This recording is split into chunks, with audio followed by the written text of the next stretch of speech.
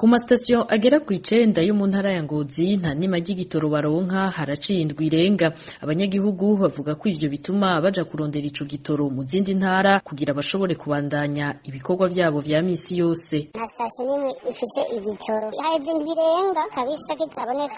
Ego niho caheruka ngaho kuri Engeri. Rero abagendesha ivyuma binywa igitoro baja kubinywa igitega ubu uye nk'abamotare n'abarya bakoresha izi modoka nyene za voyage zitwara abantu. Rero bimeze ngaho nta nima yaba mazutu yaba amasansi nta kigenda. Ivyo biruko mu gihe igitoro ca magendo cahora kiboneka ubu kitakiboneka neza kuko ngo niyo kibonetse kiba kizimvye. Ca magendo ubu ntikiboneka nuko ufashwe uriko uradandaza igitoro ushobora guca umunyororo w'imyaka 5 hamwe n'amande y'imiliyoni nyinshi. N'abagifise rero bahitamo kukira mu kinigero nyene bidasanzwe ntikiboneka mu majambo make. N'uwugifise ikibuni kubura iritiro n'inusu acagurisha ibihumbi birenga 15 ubwo naho nyene mu kinigero kidasanzwe. Kubera ubwo bukene bw'igitoro ibiciro vyo kwiyunguruza biguma biduga. Atari ku majansi ahandi hose ibiciro bica biduga. Ubuye bw'ide place duva nko mu Burengo uja nko biviri cahora igihumbi ariko ubuye ishibarisha 2 tomboye ni 5. Ahandi mu yindi micungararo urumva bivana n'ahandi ubu uriko uragenda.